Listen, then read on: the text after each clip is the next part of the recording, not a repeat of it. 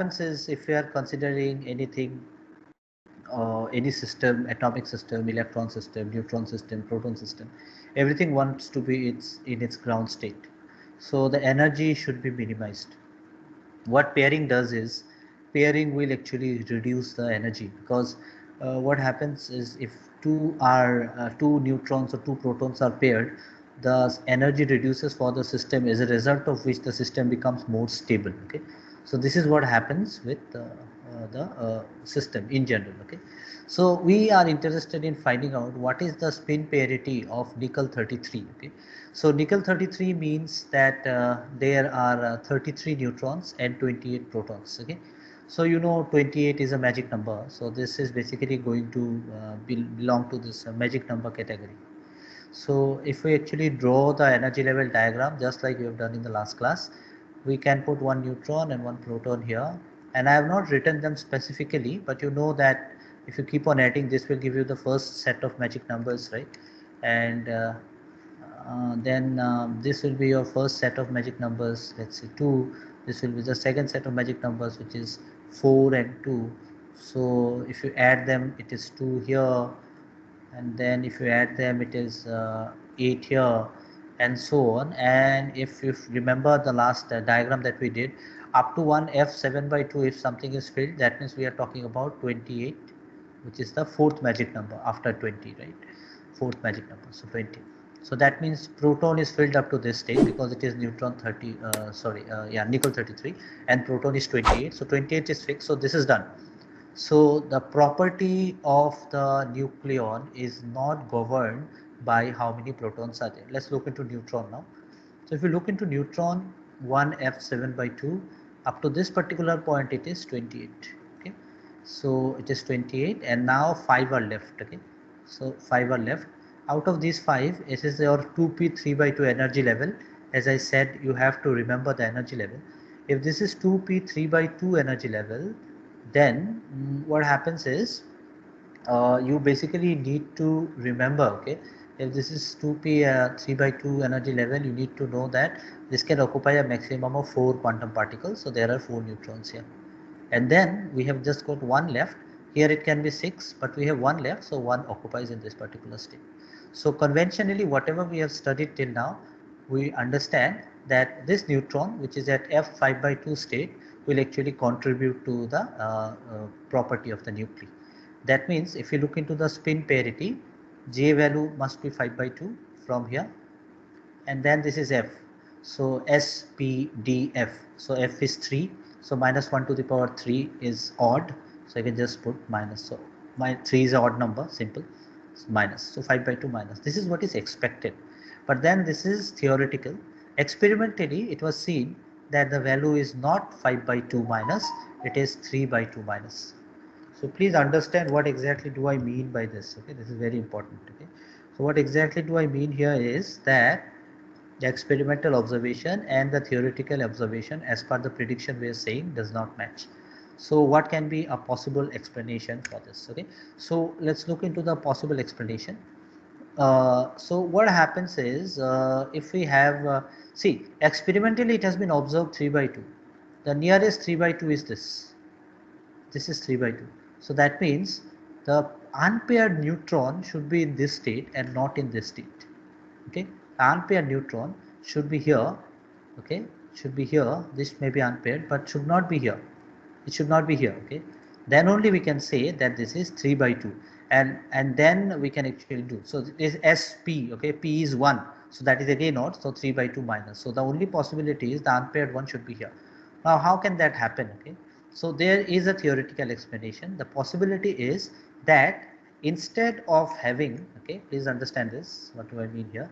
Instead of having uh, 4 neutrons here, there are only 3 neutrons, and there is 1 neutron here. So if there is 1 neutron here, this will form a pair, so doesn't contribute to the parity. This will actually again form a pair, does not contribute to the parity, and this contributes to the parity. So if this happens, then only we can say that the observed value is 3 by 2 half. Okay, so this is there. But then the question is, why should a neutron go to a higher level when a lower level energy is already there. It can occupy this state because it still has got that space, okay, 4 maximum, but it still goes to the upper energy level. Okay. So if a system wants to come down to its ground state, it will achieve that in ground state, okay, in some way or the other, and that is what is nature. Okay, that is how nature dictates these conditions. So what happens is, if this neutron, okay, if the neutron goes to this particular state, the energy of the entire system comes down. It becomes lesser. If the neutron is here, okay, and pairing is formed in this particular energy state, these 4 neutrons, the energy of the entire system is more. Okay, but on the other hand, if I have a neutron jumping to this energy state and forming a pair with this neutron, then the energy of the system becomes less. It becomes more stable. Okay, and that is how nature works. It wants to come to a stable state. So a possible explanation is that the energy will actually be affected when the neutron goes to this energy state and it becomes less. And since it becomes less, we can say that this is the unpaired part. Okay, so unpaired part will be in this state and not in the upper state. This is the explanation. How do you write it in your exam?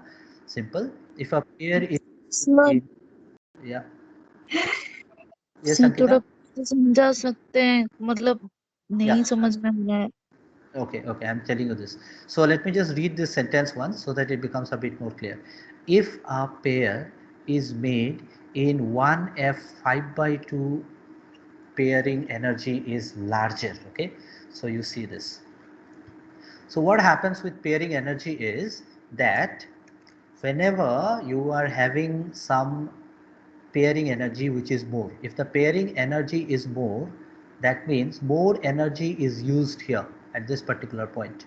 So that means the energy of the entire system reduces.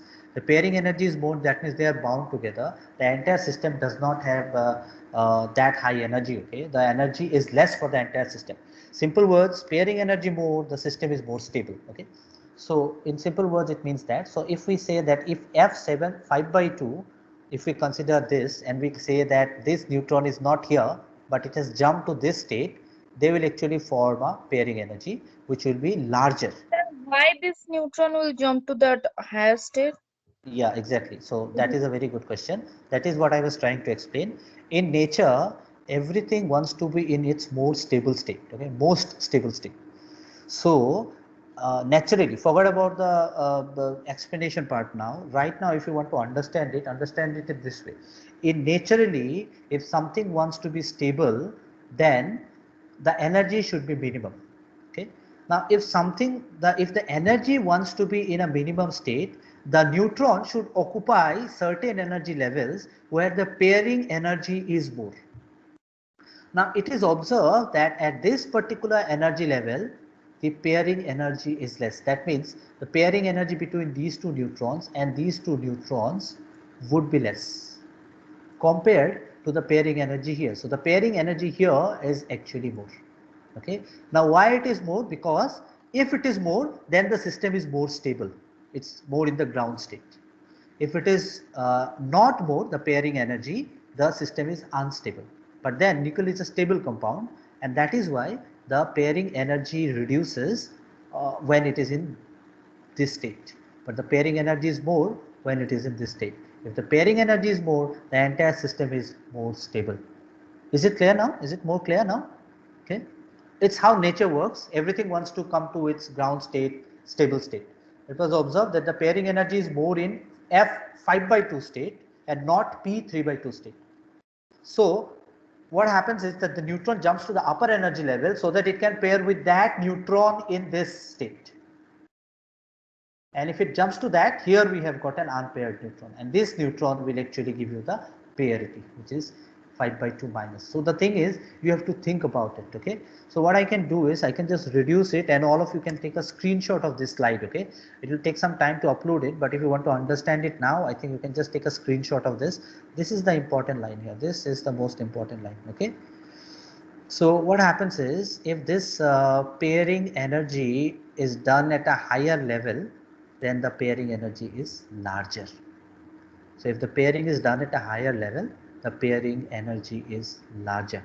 Okay, so whatever conventional idea we developed till now was actually applicable for all the atoms, but then there are certain exceptions. For all the atom it was observed that okay, it was studied experimentally using high energy physics technique, and then it was seen that the pairing energy is matching, but for nickel it was seen it is not matching. Then people get confused. Okay, it was a puzzle how to solve it.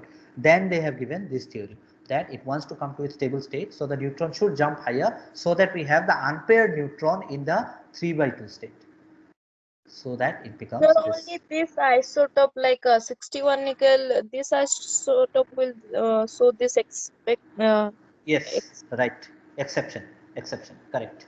sorry. So yeah, so this will actually shows exception. 61 nickel 33 is shows exception. Okay, so this is an exceptional case. So as I told you, in physics, if you are explaining a theory and you think that it's explaining everything, maybe tomorrow there will come up with something which it doesn't explain. So this happened with this. Okay, so this was actually a part of shell model, and this we call as the extreme single particle model. We are pairing everything, and we are considering it to be a single particle effect. That means the single sole neutron or the proton which is left out at the end, that will actually contribute to the property, and that is why it is called a single particle model or extreme single particle model. Okay, so in this extreme single particle model, this 61 nickel is actually an exception.